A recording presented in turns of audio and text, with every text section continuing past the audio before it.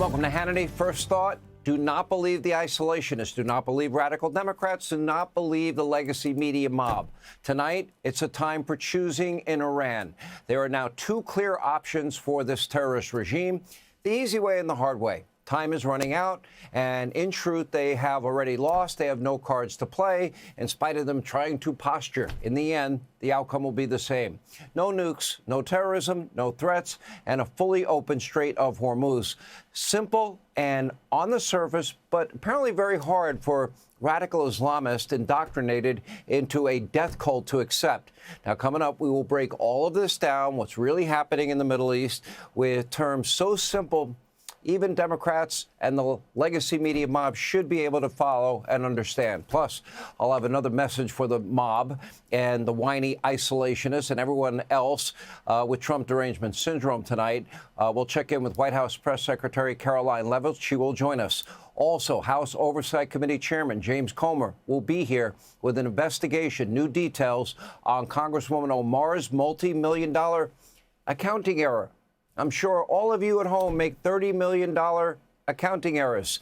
But we do begin in Pakistan tonight, where a delegation of Americans will offer Iran one last chance to avoid a total annihilation and total war before the ceasefire, in fact, is scheduled to expire this week. And the stakes, they are very clear.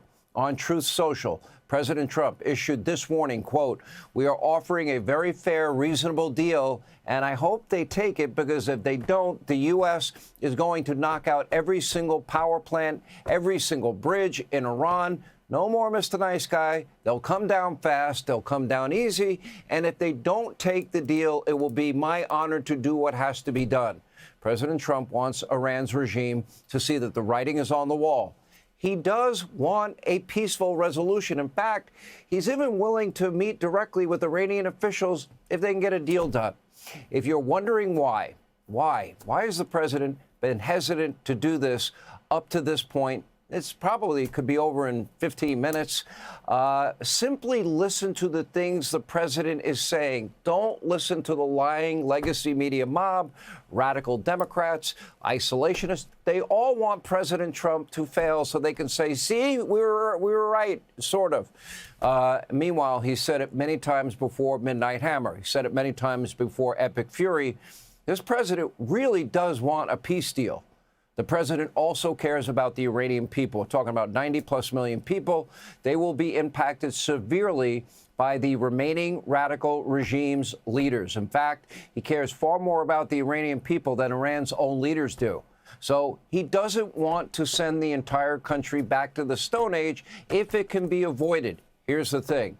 If the death cult at the IRGC refuses, they don't want to hand over the nuclear material, dust, as the president calls it. They don't want to open the Strait of Hormuz. It will be over for them. Tomorrow is likely their last chance at survival, in its current form anyway. And, of course, America's blockade of Iranian ports will continue.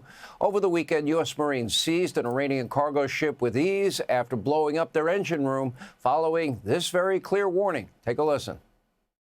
Motor Vessel Toska, vacate your engine room. Vacate your engine room. We're prepared to subject you to disabling fire. Okay, we gave the flare. Now we're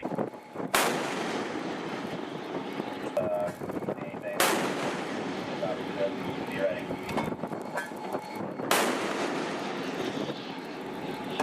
Now, this blockade is suffocating Iran. They are losing anywhere between $400 and $500 million a day in revenue as a result.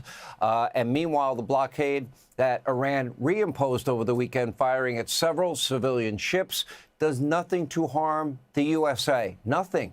We are a net exporter of energy. We don't need the Strait of Hormuz. In fact, America's oil and gas industry is now booming with new customers that are unable to get through the Strait of Hormuz. Number one producer worldwide of oil, that'd be Venezuela. They're our friends now. Number two would be the U.S. Far behind number three, Saudi Arabia.